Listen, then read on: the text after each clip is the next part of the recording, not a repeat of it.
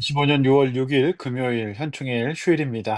어떻게 지내고 계신지요? 날마다 말씀과 동행하는 하루 되시기를 바랍니다.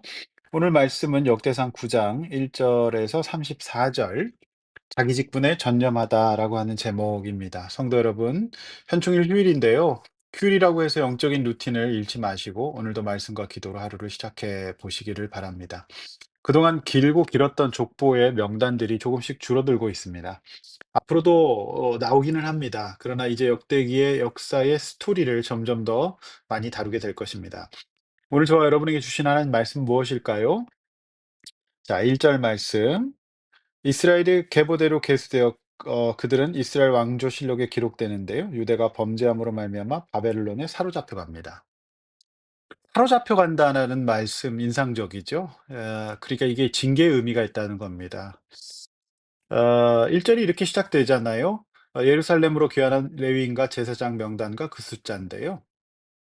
이들이 사로잡힌 데 끌려갔다. 무슨 의미일까요? 종교 지도자들이었던 그들마저 우상 숭배에 나섰고 심지어 더 부추기기까지 했던 것입니다. 책임이 다름 아닌 저들 종교 지도자들에게 있었다는 말이죠. 거듭된 하나님의 경고와 인내 그리고 징계에도 불구하고 정신을 못 차리던 그들은 결국 참혹한 심판의 대가를 치르게 됩니다. 막상 끌려가 본 우상숭배의 소굴이었던 이방 땅은 그들이 섬겼던 우리 하나님이 얼마나 인격적이시고 사랑과 정의에 충만한 분이신지를 너무나도 잘 깨닫게 되는 환경이었습니다. 사람들은 이처럼 미리 말씀으로 경고받았을 때에는 꿈쩍도 하지 않습니다. 그러나 굳이 이런 징계를 받은 뒤에 회개하고 깨달을 필요는 없지요. 성도 여러분, 우리가 신앙을 고백하는 성도로서 진정한 신자가 되어야 합니다. 형식적이고 진지하지 못한 신앙생활은 결국 우리의 삶을 나락으로 떨어뜨릴 수 있기 때문이죠. 제사장과 레위인들은 성전에서 하나님을 섬기고 백성들을 하나님께 연결하고 인도하는 자들입니다. 그러나 그들이 그 사명을 망각한 채 우상 숭배를 하고 있으니 나라의 꼴이 제대로 될 리가 없습니다. 구약 시대는 이처럼 구별된 제사장과 레위인이 있었습니다만 예수 그리스도께서 우리의 죄를 대속하시고 부활하신 지금의 시대에는 누가 제사장입니까? 성경은 우리 모든 신자가 왕 같은 제사장이라고 말합니다. 만인 제사장의 시대입니다. 그렇습니다. 목사는 제사장이 아닙니다. 전임 사역자일 뿐이죠. 영적인 면에서 목사와 신자는 하나님의 자녀라는 면에 있어서 그 영적 신분의 차이는 없습니다. 다만 훈련받고 성경 해석을 공부하고 신학을 공부하고 수련을 받아서 하나님의 교회를 맡아서 전임으로 사역하는 사람이죠. 그렇다면 내가 무엇을 믿고 섬기고 있는지, 이 제사장 역할은 목사님만 하는 건지 아닙니다. 우리 모든 신자가 하나님을 예배하는 사람입니다. 주님 앞에 나갑니다. 그리고 다른 사람을 주님께로 인도할 수 있습니다. 따라서 가정과 교회 세상에서 이 역할을 잘 감당하고 있는지 우리는 점검해 볼 수 있기를 원합니다. 우리가 유다 백성처럼 범죄하면 우리의 소중한 가치들을 잃을 수가 있기 때문이죠. 그 두 번째 이제 성전을 섬기는 사람들의 모습들 나오고 있습니다. 제사장 레위인 처럼 제사를 집전하고 찬양을 드리는 사람들 외에도 성전과 관련된 여러 가지 섬김을 하는 사람들의 명단이 있습니다. 2 절에 보면 이제 느디님 사람들이라는 게 나오죠.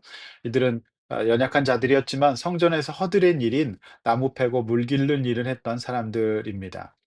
그리고 이제 쭉 명단이 나오면서요. 17 절에는 문지기라는 역할도 나옵니다. 무슨 일을 했을까요? 27절 이제 말씀 보면은 그들이 성전 주위에서 밤을 지내면서 아침마다 문을 여는 책임을 맡았다라고 하는 것이죠.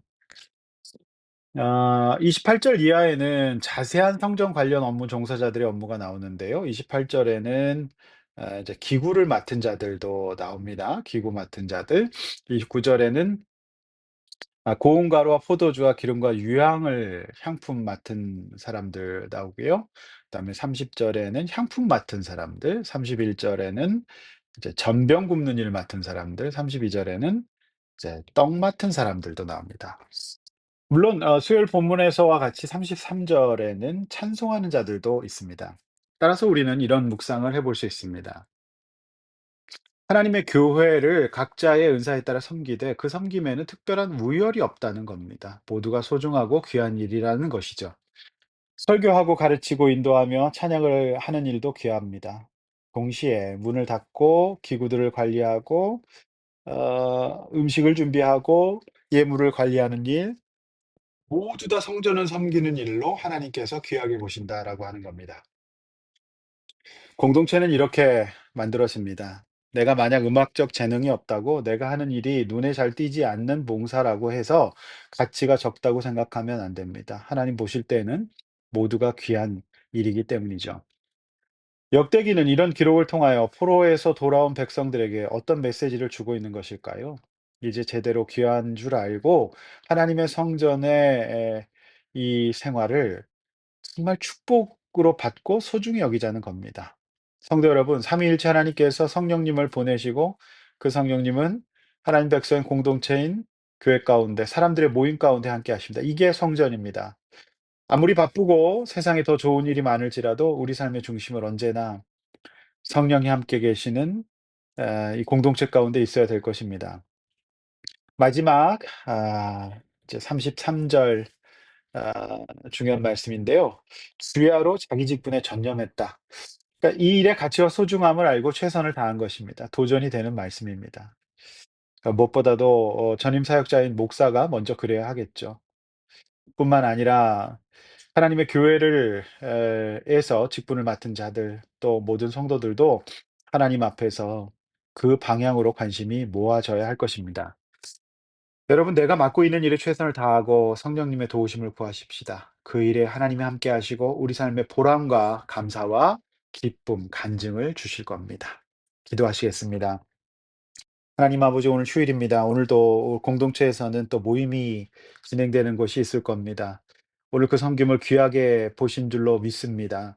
하나님 아버지, 우리가 이 모양 저 모양으로 내가 할 수 있는 은사대로 비교하지 아니하고 보이던 보이지 않든 그렇게 잘 하나님의 이 공동체, 성령의 공동체 잘 섬겨갈 수 있도록 도와주십시오. 그것을 우리 주님께서 기억하시고 기록하심을 믿습니다. 오늘도 우리 가운데 함께 하시고 이제 주말입니다. 오늘 휴일 잘 보내고 내일 주일 준비하는 토요일 되게 하셔서 거룩한 주일, 하나님 은혜가 충만한 주일, 서로 섬김과 은사와 나눔이 있는 주일 되게 하여 주시옵소서. 감사하며 우리 주 예수님의 이름으로 기도하옵나이다. 아멘.